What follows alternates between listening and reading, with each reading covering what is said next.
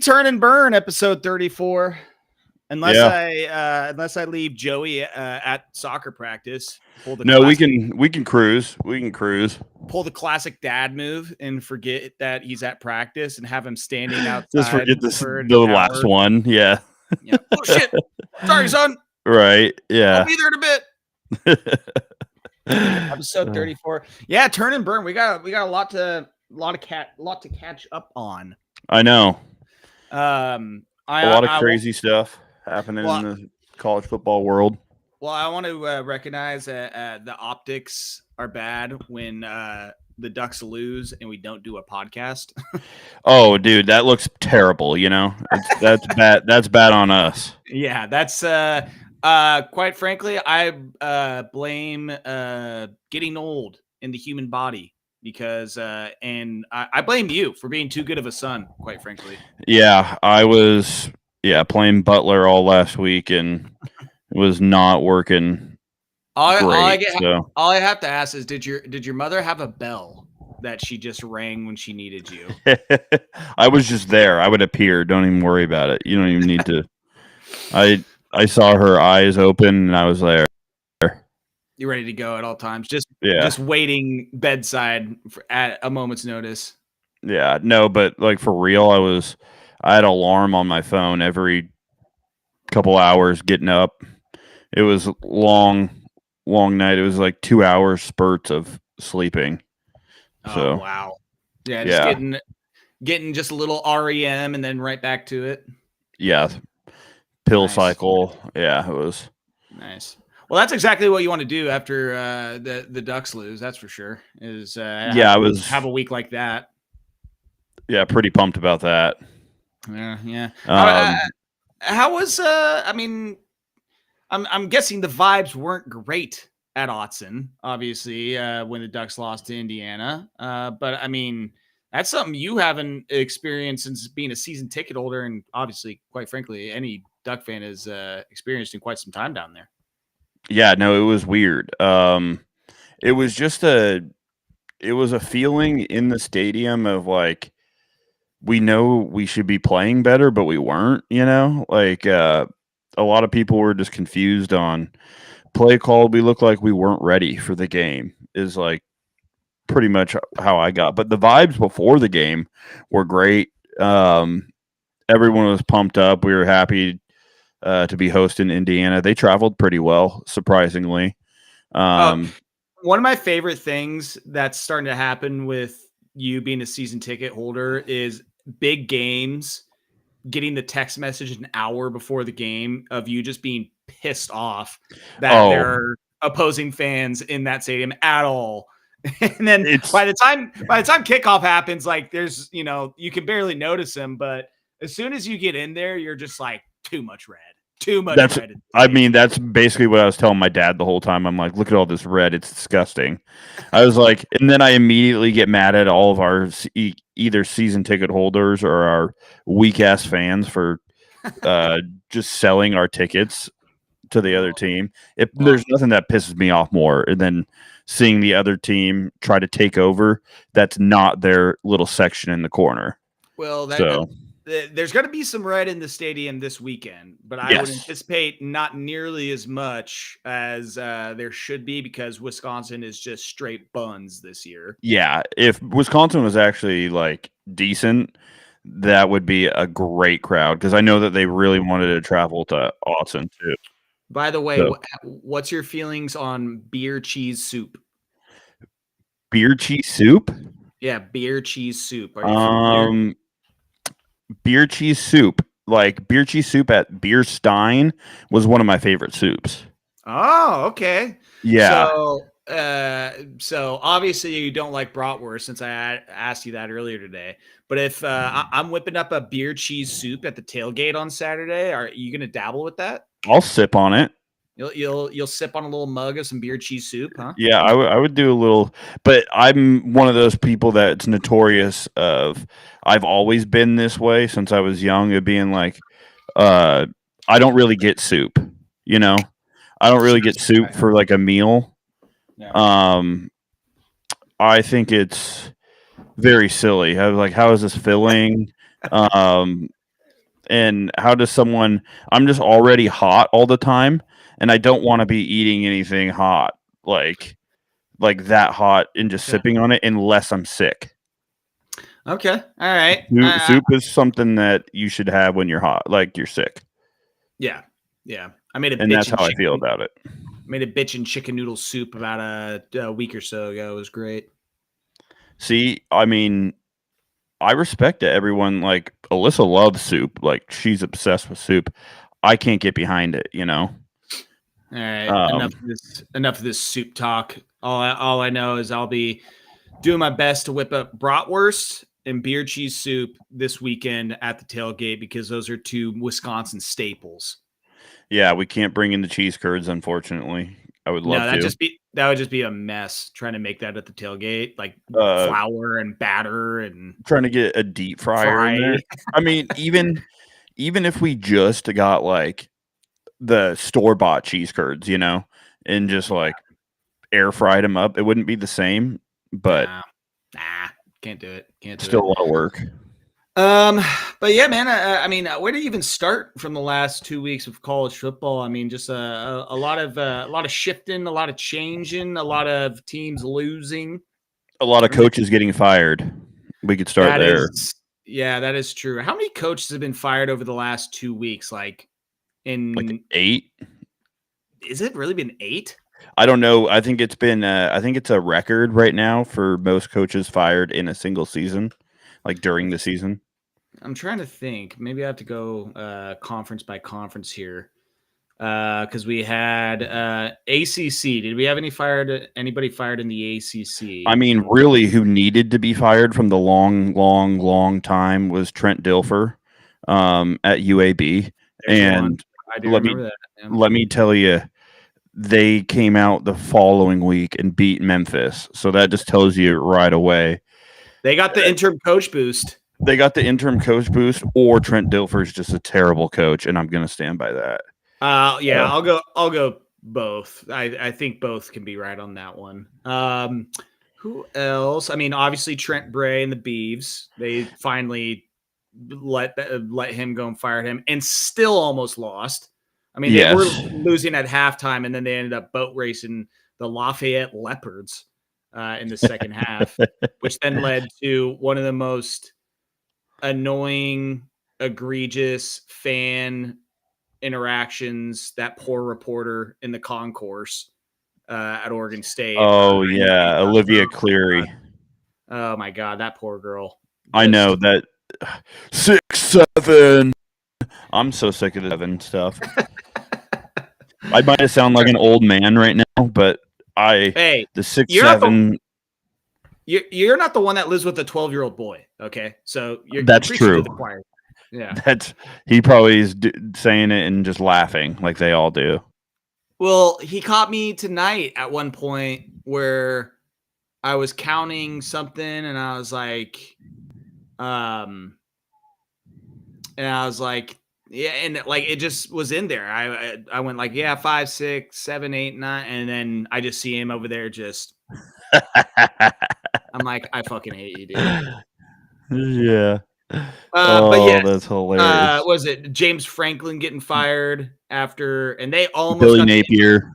They almost got the interim coach boost. Yeah, Billy Napier. I mean, once what was the game? What game did Lagway throw 5 picks? Which one was that? Was that Miami? Or LSU? That was the LSU game. LSU, yeah, because they almost won when he still threw 5 picks. Yeah, once they lost that game, I was like, all right, this season's about to go in the tank, and Napier is not going to make it out. And he sure as hell did not make it out. I mean, Gundy got fired. Sam Pittman. I think that Arkansas. Sam Pittman. Yeah, after they got their backs blown out by Notre Dame. Obviously, Deshaun Foster. UCLA. Brent Pry at Virginia Tech. Yeah, this is wild. This is and then Jay Norvell. Jay Norvell at Colorado State just got fired. Yeah. So I mean, that's a lot of firing right there, just in season. Everybody's on the chopping block. Yeah, and it's crazy how fast coaches are just getting canned. Like you lose a few games, you're not in that playoff hunt. Like you're immediately on the chopping block. Yeah. Um, but that's college football for us now. Yep. Yep. But yeah, I mean, Uh, even trash teams, obviously they're losing and getting their coaches. Am I crazy, or did we have a lot of top 10 losses, not just last week, but the week before too? I mean, obviously Oregon lost, Oklahoma lost to Texas. yeah, God, Ole Miss almost lost to Washington State after being a 33.5 point favorite. yeah, that was hilarious. They were clearly looking ahead to Georgia, Yeah. which And they they still then lost. dropped. Yeah, then dropped. Not top 10, but Michigan, they lost to USC the week before. By the way, called that. But yeah, this week we saw, I think it was 3 or 4 top 10 teams. Let's see. Yeah, we saw a lot of upsets, honestly. Ole Miss, Texas Louisville beat Miami Tech, on Friday. LSU, Miami, Tennessee's number 11. Yeah, a few more fall. Yeah. You said Texas Tech, didn't you? Texas Tech, which the Yep. ending of that game, I don't And LSU. know how Texas Tech almost won that game, and I don't know how Arizona State ended up winning that game, because Texas Tech or Arizona State was in control the entire time. And then they're Yeah. just like, you know what? Go ahead and have a couple touchdowns, Texas Tech. Go ahead and take the lead. Oh, you know what? Actually, no, we want the lead right back, please, if that's okay with you. That was that was was a ridiculous ending. And then Sam Levitt, dude, that guy just pride of West Lynn, go Lions. Just escaping, running for his life, making plays with his legs and his arm. It was impressive. And sick jerseys that they wore, by the way. By the way, I was thinking about it the other day. Okay, never mind. Because I know Westview had a really good quarterback at one point that went D1. I was like, am I getting him confused with Sam Levitt? I don't know. I think you are. Because I was like, was he really a West Lynn quarterback? Am I crazy? Was Sam Levitt not West Lynn? I know. I think he was West Lynn. But I was like really questioning myself the other day. I was like, is it Westview or West Lynn? Okay. I'm almost positive it's West Lynn. Yeah. And then did you get your eyes on that Louisville Miami game on Friday night? I think I got my eyes on it in the second half because I was watching the Mariners game 5 Friday night. Yeah. I think that's how that went down. Yeah, it was game 5 Friday night was the Mariners one. It's really amazing what happens to Carson Beck when a team can get pressure on him. And then he goes and just throws his guys under the bus. Yeah. And dude, like that wasn't just like his work. Obviously, it was his worst game. Like, he did play pretty bad against Florida. But my God, I mean, just absolute dog ass. Like, yeah. And he got bailed out with a roughing the passer call that should not have been called, that he threw a pick on, and then he still ended up throwing the game sealing pick, which, call me crazy, I don't know. On that last possession, when he threw the interception, I'm pretty sure they had a couple timeouts left, and they weren't too far out of field goal range where I was just kind of like, run the rock a couple more times, see how close you can get, and then use your timeout. And they were still throwing the ball.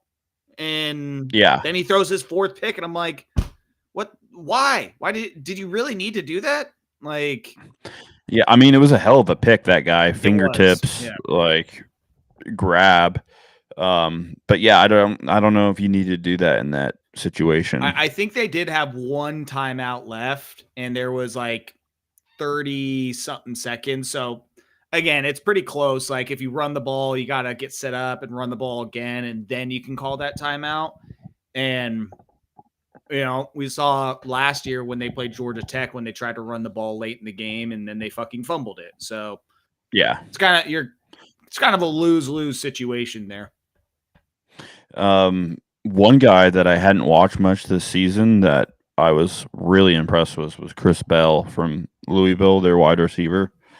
9 receptions, 136 yards, and 2 touchdowns. He was unguardable for them. It was kind of eye-opening. I didn't realize he was that good.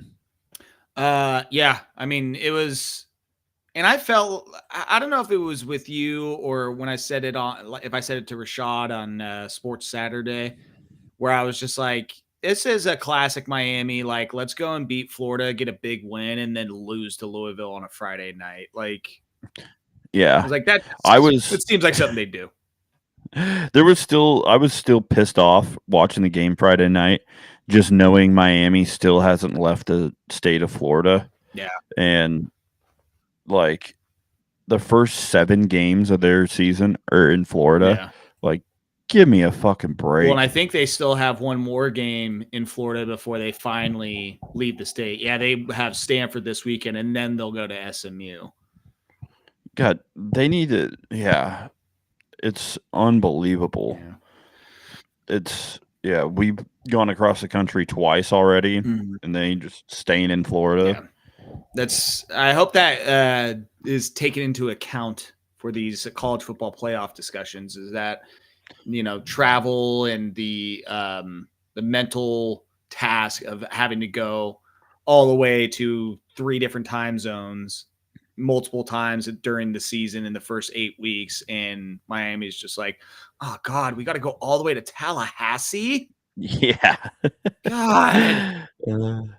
I don't know if you've seen the ACC though. Like, it could be pretty crazy down the. Like, it could be Miami could miss out on the ACC championship. Oh, dude, please. I said again to reference Sports Saturday a couple weeks back, and we did this on the podcast too. The if I could, I would. And oh yeah, on Sports Saturday, I said if I could, I would have Georgia Tech win the ACC this year. And I was like, that would be fucking awesome if Georgia Tech won the conference this year. Yeah, Georgia Tech, and then what is it? Virginia has a tiebreaker against Louisville, and Louisville has a tiebreaker against Miami. And those damn SMU Mustangs just waiting in the wings, ready to pounce. Yeah, but I mean, really, it's a 3-team race at the moment. Yeah. But yeah. Let me see what else was a Vanderbilt big win. That is a big win for Vanderbilt. Just when you think they're down and out, losing to Alabama, LSU. I'm so glad they lost. Dude, LSU is another team. No good wins now that you look at Clemson. Yep. That's out the window. Florida's been bad, and they look terrible against Florida. Their best win is against South Carolina, and that's at this point not looking like that great of a win either. Yeah, people are calling for Shane Beamer all of a sudden to get fired when he just got his extension last year. Yeah. So what are we doing? It's tough sled. Tough sled. Yeah. Oh my God, that Notre Dame USC game, it just kind of seemed like nobody wanted to win that game at all. And then Notre Dame was like, hey, I think we want to win this, right? Okay. Should we give the ball to Jeremiah Love just over and over and over again? Yeah. Okay. Yeah, I think that would win us this game. All right, let's do that. And then Jadarian Price, too, had a really good game. 306 rushing yards to 68 of USC. Yeah, that's a classic. Whoever wins the running game wins the game right there. Well, especially when it's pissing rain out. Yeah, I was going to say it was really bad weather. Well, and I texted you guys in the group chat on that reverse wide receiver pass that they tried to run. It's like, hey, I know it's pouring down rain, but I think I got a great idea. They'll never see it coming. Right. Oh, I'm so glad USC lost that game. Yeah, that one was right up there with how happy I was that Washington lost to Michigan. Yeah, and just like, dude, Washington is the most bipolar offense I have ever seen. Like, one week it's like DeMond Williams is just putting up insane video game numbers, and then the next week they're not doing anything. Like, well, it's when they play bad teams. that's true. Yeah. When they play good defenses, they don't do shit because their line can't really block, and you got to put pressure on DeMond Williams. He holds the ball forever back there, and he hasn't been making great decisions. So if you can put pressure on him and keep him somewhat in the box, then that team is very limited. Yeah. And their left tackle went out for the year after that game. What a Rutgers defense will do to a team's psyche. Seriously, like, dude, we're the fucking. I mean, even Washington after playing Rutgers, you're like, dude, DeMond Williams, is he one of the best quarterbacks in the country? I know, but for real, I mean, we talked about the Ducks game last week, dude. What a bounce back! 750 yards. I believe. What is it? Third or fourth? I think fourth most in program history. Yeah, it was an onslaught from the start. I mean, a little scary with the fumble to start the game. I was like, not this bullshit again. Not from the start, technically, but yeah. But once we held them to a field goal right there off of that, I was like, all right, I feel a little bit better about that. And then next play, Noah Whittington takes off with 68 yards and scores. It was just a really good day on the ground for us. Fourth most yards in a game in program history, and fifth most rushing yards in a single game. Yeah, 415. That was a great game on the ground. Well, established the line of scrimmage. Well, and what's wild to think too is that fourth most ever in a game, fifth most rushing yards, and then they had a fumble on the third play. They muffed a punt, and then the interception, I think that happened in Rutgers territory. But essentially you had two more offensive possessions that you weren't able to see out because of turnovers. So, I mean, for God's sakes, they could have finished with fucking 800 yards. They really got Kenyon Sadiq involved finally. I've been waiting for weeks why are we not doing these plays to him more? Why are we not finding him more? He's a total mismatch and an absolute stud. So would you believe that is the most yards he has ever had? I might, honestly. We haven't been using him down the field as much as we should.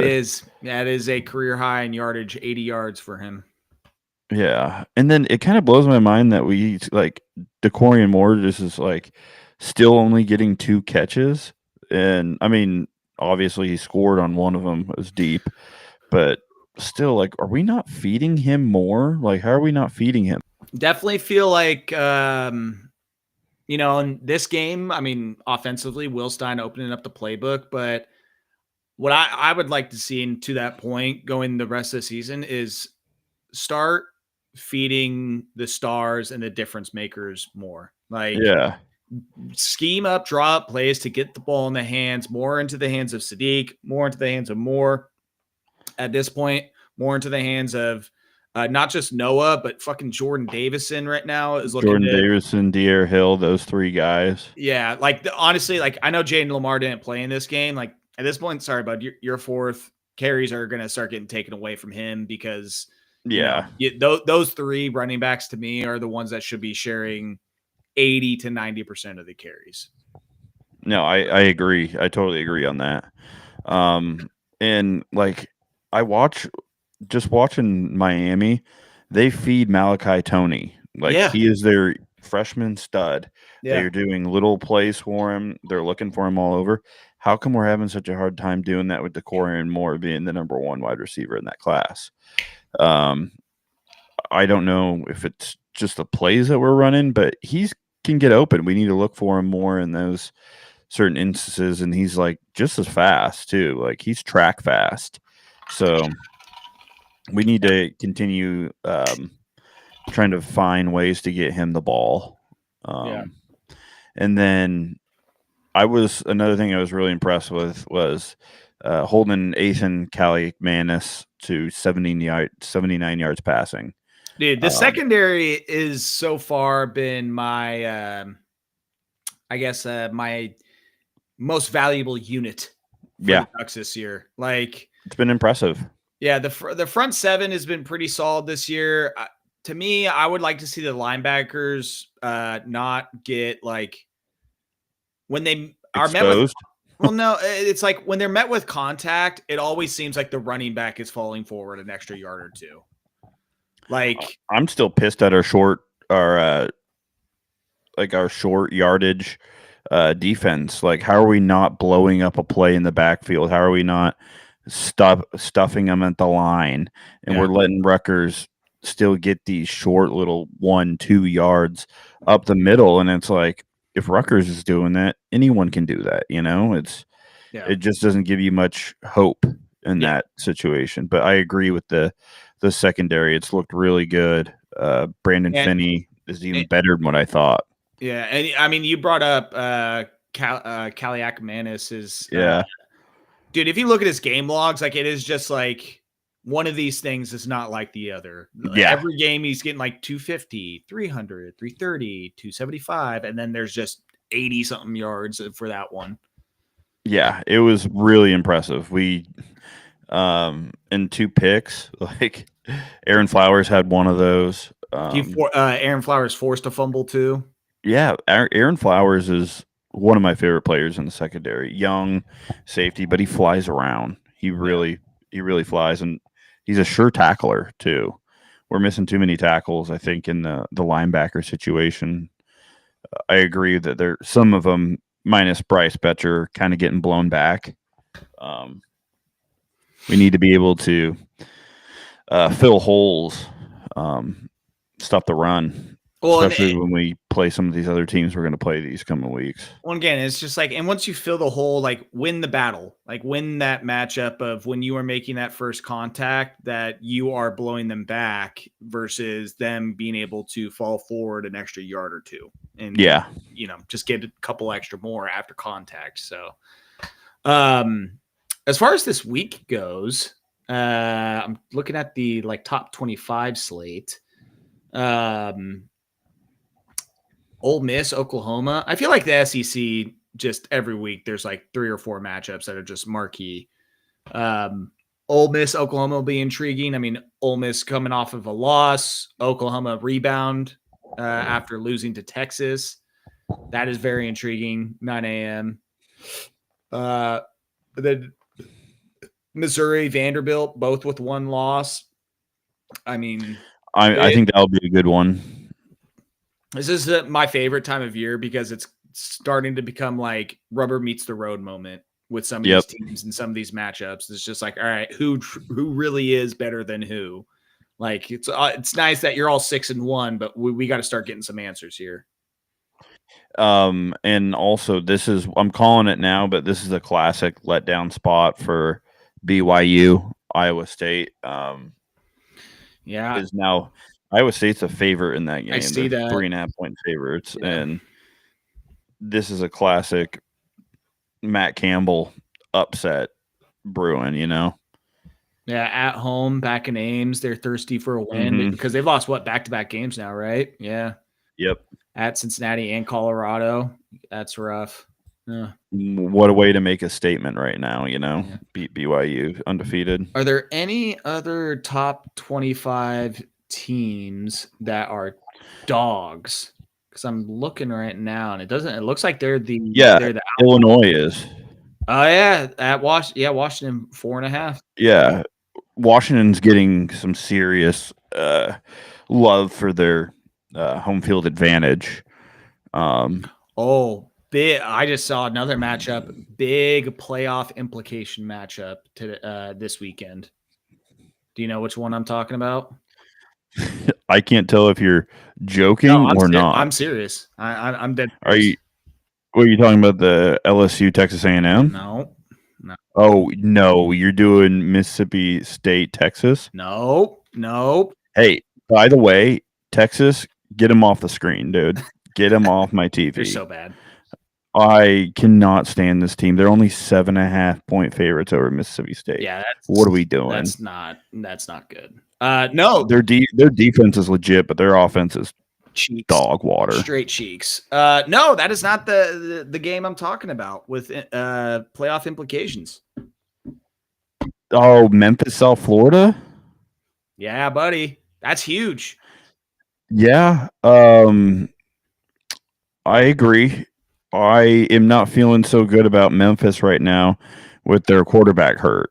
If their quarterback can't play, which I'm pretty sure he was ruled out for this game, South Florida could take care of business pretty easy. I think that was part of the reason why Memphis ended up losing that game to UAB last week because quarterback got hurt. But yes, very, very big game playoff wise for both these teams. Brendan Lewis. Yeah. That I'll keep an eye, one single eye on that one. But I mean, that's for the lead in the American Conference right there. Mm-hmm. Yeah, strong American. Very strong American Conference this year. I need to just real quick give a shout out to Brandon Sorsby for Cincinnati. The 6-1 Cincinnati Bearcats. They should probably be 7-0 if he didn't throw up that Hail Mary of a ball against Nebraska. But Brandon Sorsby has been outstanding this year. I mean, if you look at a lot of his stats, his completion percentage, what he's doing for this team this year, I'm pretty sure he's been sacked maybe twice. He avoids pressure at a really high rate, and he's just been really fun to watch. So I think he needs to be talked about with those quarterbacks at the top of the list right now, with the Mendozas, the Dante Moores, all those guys. Yeah, 17, 32, 18 touchdowns, 1 interception, 85.5 QBR. He's also got 340 rushing yards too on the season. Yeah, I mean, the guy is elusive with his legs. Jesus Christ. Good for Cincinnati. Yeah. Good for them. Oh, yeah, I always get the Cincinnati and Missouri coaches mixed up. They look the same, Satterfield and Drinkowitz. Yeah, we were talking about this. Yeah. I just cannot every time. They both wear visors. I don't know. Both have glasses sometimes. Yeah, yep. Both nerds. Yep, yeah. Total dweebs. Football nerds though. Football dweebs. Yeah. You love the football nerds. Yeah. All right. Before I move to NFL, I just wanted to take 33.5 Oregon being the favorite against Wisconsin. That with a total of 44.5. That does not surprise me one bit at all. Oh my god! Also, are you bringing poncho? I'm bringing a poncho. Oh, I haven't gotten a poncho, but I have one of those like fisherman's jacket, like the creepy like rain jackets. You know, it's like there ain't nothing getting through that thing. Does the cover actually cover you guys on that side? Ooh. Or are you still hit by the elements? I think we're gonna be getting hit. Yeah. I'm not worried about me. It's Joey at this point. Like the kid has zero rain gear whatsoever. Like he probably is wearing basketball shorts too. Getting the kid to wear a sweatshirt during this time of year is just like we walk out the door in the morning. I'm like, hey, dude, you want a sweatshirt? Like just in case you get cold. And he's like, nah, I'm good. Nah, I'm fine. I'm just like, dude, all right, hey, I appreciate that as an athlete. Like if the cold doesn't phase you, then you can that'll take you far. I play better in the cold. Yeah, exactly. But yeah, I've already started, asking my girlfriend, asking his mom, like, hey, what kind of boots do you got? What rain gear do you have up at her house? Like, yeah, he's the one I'm worried about. I'll probably buy him a poncho as well somewhere, but yeah, poncho will be needed. I'll definitely have one with that forecast on Saturday, unfortunately. Yeah. But hey, I'm down to just get primal with it though. Like who knows? I might end up shirtless in the stands. waving my Yeah. shirt around like, let's go. Hey, the Wisconsin student section was doing that last week. Well, that's the trend. That's more Yeah, protesting. yeah, it's more so because our team fucking sucks, and that's why we're doing that. Yeah. I'm still excited though. I'm so excited for the game. Yeah, I'm stoked. Obviously, my one and only game, and gonna be battle. We're all gonna be battling the elements out there, but I'm ready. I'm ready. Sure for as it. hell are. Yeah.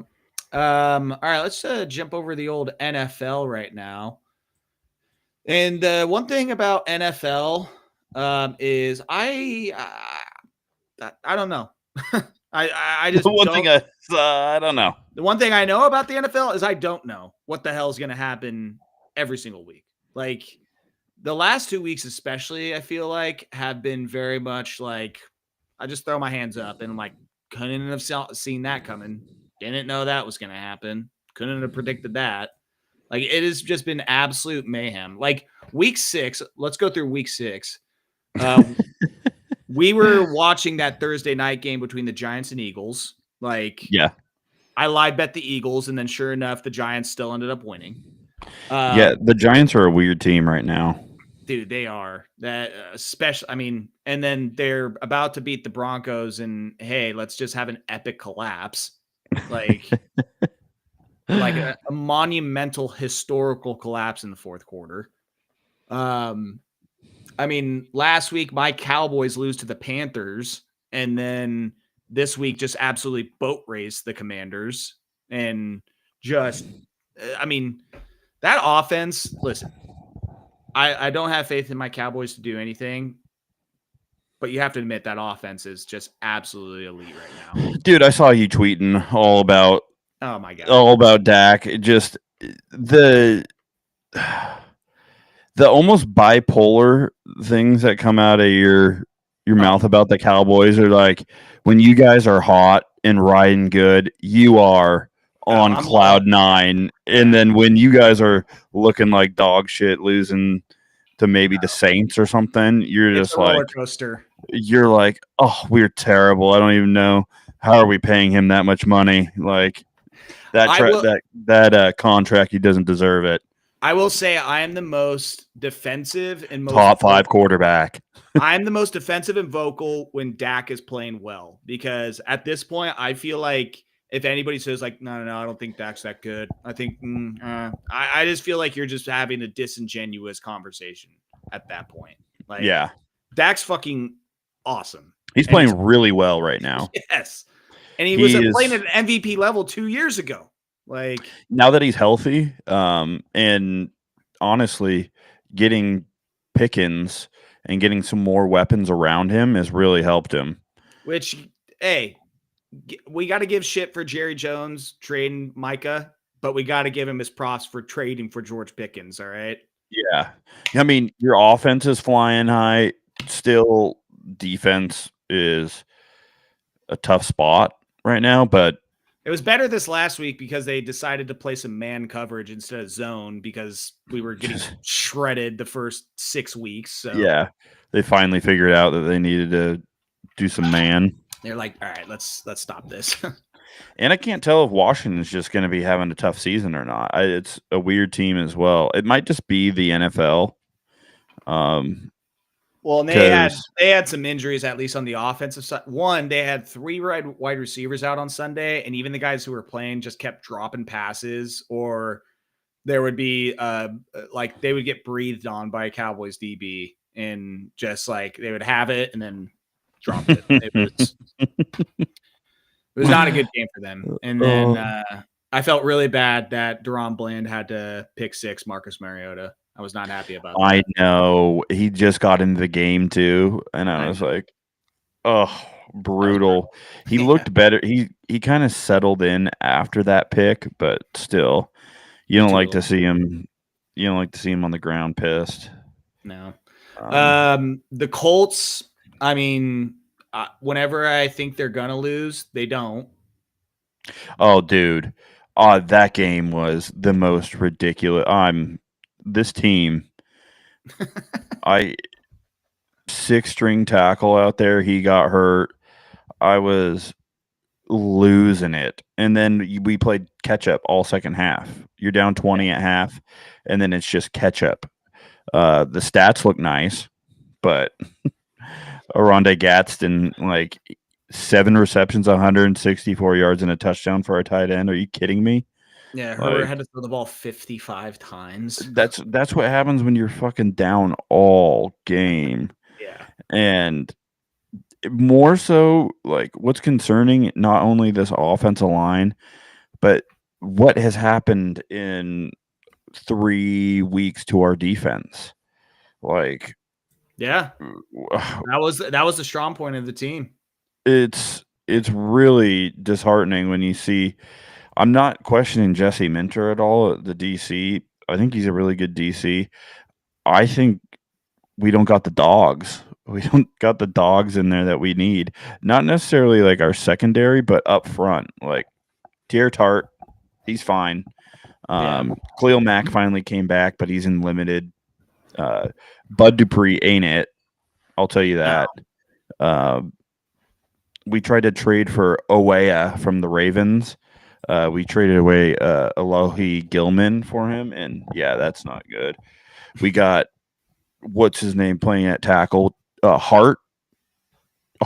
This guy, we picked him up off of waivers. This guy has more false start penalties than probably any tackle in the league this year, and he's played 2 fucking weeks. He had 3 the first week, 3 or 4 the first week, and another 2 this week. It's just, how can you not fucking get this right, buddy? And he's had a history with that, I guess. So we're just picking up gems off the waivers. It's just, it's frustrating right now, but it's early in the season, still undefeated in the division, and got to figure it out. And the Colts are a good team. I won't take that away from them. They're playing really well.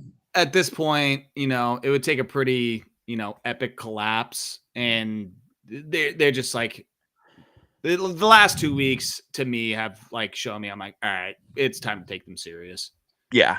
I mean, as much as we don't want to say like Daniel Jones is good, he's running Steichen's offense pretty well right now, and they just need someone to get those guys the ball. They got a lot of playmakers and good players. So Tyler Warren's still doing it. He looks really good still. So he's been awesome for him. I had a really good feeling about him being a pro, man. That's why I wanted the Cowboys to take him in the draft. Again, you should have seen the look on my face when they said Tyler Booker. And I was just like, you can't be totally mad about Tyler Booker though. He's pretty. No, he's a dog. I love Tyler Booker now. I mean, but yeah, when they said Tyler, I was just like, yes. And then Booker, I'm like, wait, no, who? What the fuck? And then like also like Thursday nights this year have just been like, flip a coin and just close your eyes and throw it at the dartboard, because having the Bengals get Joe Flacco and beat the Steelers and go for 342 and 3 touchdowns, and just that's what makes him elite, dude. He is in the same division. The fact that they traded him from the Browns to the Bengals is hilarious. Yeah, they like obviously gave 0 shits. I know Tomlin was kind of pissed about that, but I'm kind of like, anything that happens to the Browns, they somewhat deserve this. Oh, as the Thunder bring the ball up, SGA puts the shot up, nails it with 2 seconds left. Of course he does. To tie the game at 104.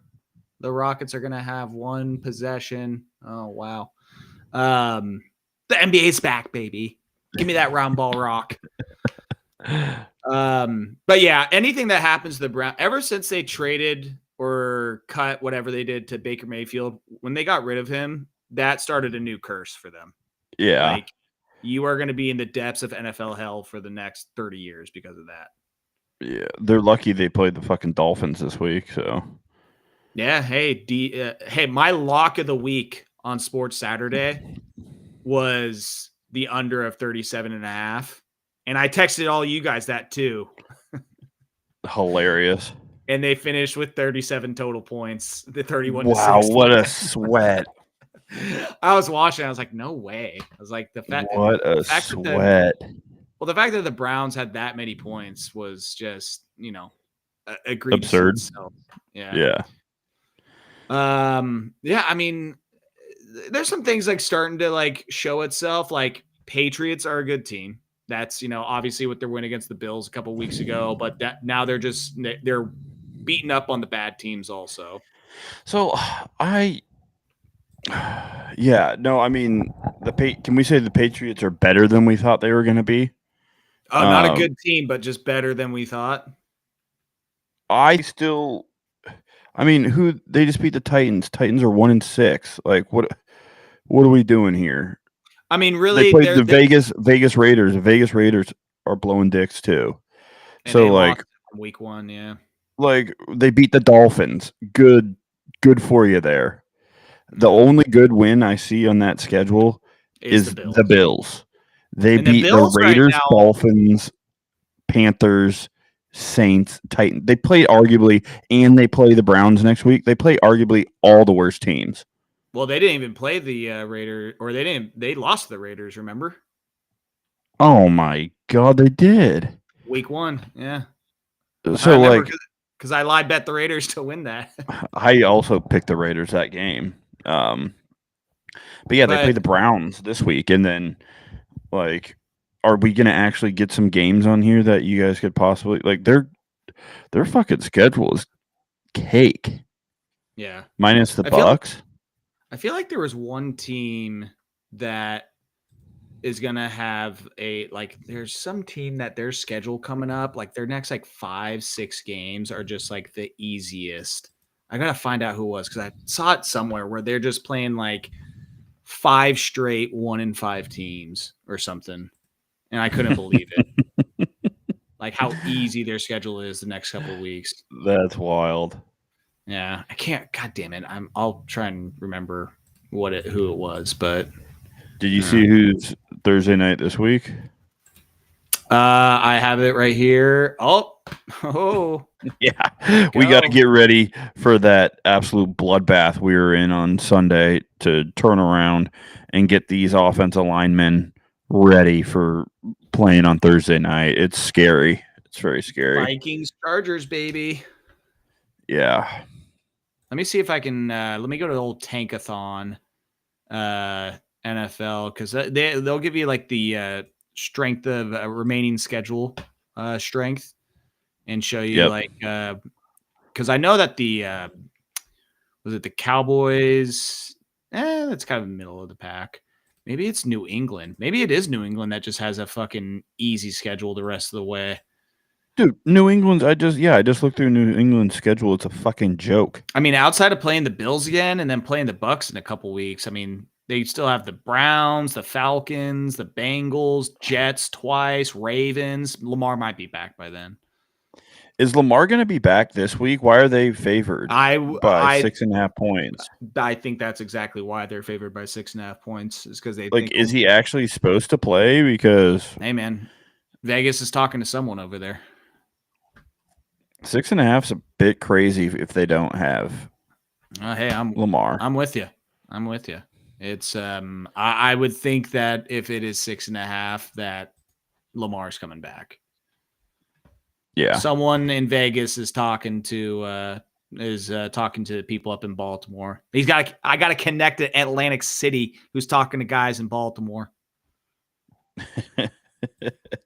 Hey, is Quinshaw Judkins your savior at running back in fantasy? One, yes, but 2, it did not matter this week because I think I lost by 60. Yeah, it didn't matter for me whatever I did this week either, but I just was looking at Judkins score 3 touchdowns. I was like, no way. Oh, and excuse me, I lost by 57 because Dave scored 160 points this week. So, wow. I'm glad that Quinshawn Judkins used his 3 touchdown performance this week. Really, really beneficial. Yeah, well, you can't help the other team, all the team, you know. I could have played Spencer or Josh and got a dub this week, for God's sakes, or you. Yeah, it was tough out there. I was projected for 130, scored 81. It was, yeah. Nico Collins getting a concussion does not help me. Oh yeah, that's right. I got to drop Mike Evans. I picked up Tez Johnson, left him on the bench. He scored last night. It's just like, Yeah, I gotta do some things because looks like Mike Evans is dead. Dude, I don't know what happened because he obviously he just hit his head on the turf, but he was walking and he looked like he just got done with like a 7-round fight and got knocked out. Yeah, I thought it was a concussion, and then the next day it's like, oh no, he broke his fucking collarbone, and I'm like, what? Yeah, I didn't even realize that at the time too. At first, I think I was with someone and he said, "Oh yeah, I think that might be a broken collarbone." I was like, "What?" It didn't even look like he hit the collarbone, you know? Dude, I was talking with Joey last night because we were watching that Tampa Detroit game, and Yeah, he's like, Tez Johnson, is he any good? I'm like, yeah, he's good. He had a touchdown against Seattle. He's pretty solid. And he's like, does he play a lot? I'm like, he's gonna, because it seems like every week there's 3 fucking receivers for the Buccaneers that are injured. So yeah. Now Mike Evans is going to be out for a while. Chris Godwin doesn't look like he's back 100%, and they're not yet. They don't even look at him like he's not even an option. Yeah. I mean, really, he's just looking at Egbuka and Kate Otten, and that's it, essentially. He's like, I'll just feed those 2 guys. And then Tez. I'm fine with it. I got Egbuka, you know what I'm saying? Yeah, I'm sure you are, you son of a bitch. Him and Tez right now. I got both. Might start double bucks wides. By the way, when you do look in the free agents and on ESPN for fantasy football, for some reason, Scott Matlock is the number 1 ranked running back in the NFL. No way. And I don't know why ESPN hasn't fixed it yet, but yeah, if you go to the flex position or just the running back position and rank it by position rank, he is the number 1 running back in fantasy. That is wrong. Clearly. Wow, that is crazy. And he is somehow rostered by 0.3% rosters out there. You got to have it. He's the vibes guy. The vibes guy on the team. He's like me, freshman year basketball, just in the cheering section. Get it up. Get it up. In the small gym. That was right. God. Yeah. I just feel like the NFL every week, as soon as you feel like you feel confident about a team, they just go and they just break your back right away. Oh, yeah, it is. And I think that's why everyone likes the NFL so much, is because any week really is a week you could win. Like someone could have an off week. There's a ton of factors that go into it, you know? Yeah. Like I'm looking at this week, I'm trying to see if there's a stinky line. If there's a line out there where I'm like, oh, that again, the Baltimore one, that's a stinky one. Because you're just like, why would they be favored 6.5 unless Lamar Jackson can play? Houston is a 1.5 point favorite over San Francisco at home. That is weird. That's stinky. That is really weird. That's a stinky one. It was so funny last night. I wasn't really watching the Seahawks Texans game because the Mariners game was going on at the same time. But I was lying in bed and Joey was just right there next to me before, we went to bed, and I was like, oh, the Seahawks game is still on. It was like 10 o'clock. I was just like, oh, yeah. I was like, oh my God. And then I'm like, ooh, before I hit the team stats, I was like, I'm going to guess that the Houston Texans have 184 total yards of offense. And there was like 5 minutes left in the game. And they had, I think it was 212. And I was like, all right, a little bit better than I give them credit for. But did you watch any of that game by chance? I watched a little bit of that game. I didn't have, because I was watching that Mariners game. Yeah. And then I turned into a little bit of it, but like from what I was seeing from Houston, Nico Collins went out, CJ Stroud, like those are 2 guys on my fantasy team, and I was just disappointed the whole time I was watching. So Dude, it very I much don't know. seemed from whenever I did put an eye on it and going back and I was looking at the play by play with Joey, like to see how the drives ended up and how the game was kind of flowing. It just seemed like a very ugly, gross game that Yeah. like even Seattle was like, I guess we'll win this. Like if you're just going to give it to us, Houston, like, so let me read this to you. So after first quarter, Seattle scores on their second and third drive. They're up 14-0. They then proceed to go punt, interception, miss field goal, halftime, field goal, fumble, field goal, finally get a touchdown, punt, fumble, interception, punt, end a game. Ugh. And they still end up winning somehow. That is like the Texans being uninterested and really bad. Well, really bad. And yeah, for the Texans, this was their drive chart. Punt, punt, punt, punt, field goal, interception, punt, downs, punt, downs, touchdown. Dude, yeah, Seattle had their number all night. Hey, something to build on. You get a touchdown in that last drive there, something to take into something to build on. The Texans are.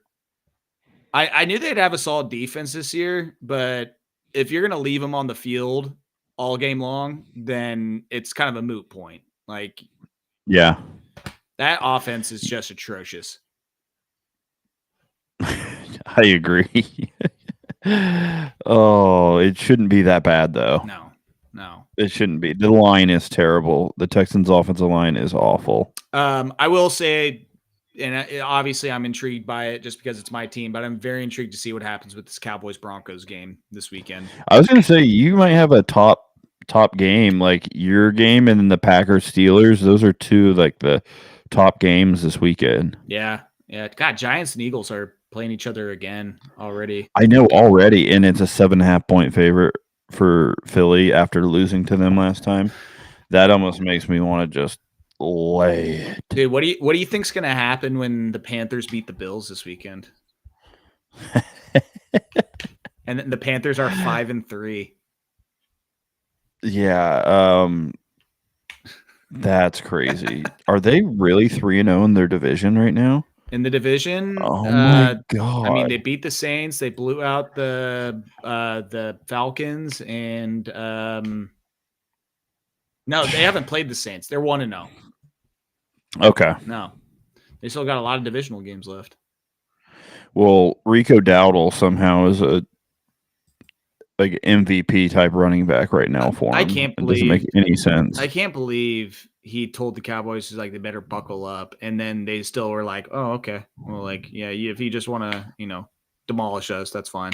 Like, yeah, he was basically told him he was coming for that ass, and they said, we're not." That worried. I feel like that rarely happens in football when someone the week of is in the press talking shit like that, and then actually goes and the other team is just like, "Oh yeah, do exactly what you said you were going to do and just run all over us." Jesus Christ. The eye-opening spread was the Colts 14.5 over the the Titans. That does not happen very often where there's a 14.5 spread. And they're playing each other again already. They played like 3 weeks ago, I think. That's crazy. Yeah. I'm gonna keep it a buck. We ass. So they are ass. That's for sure.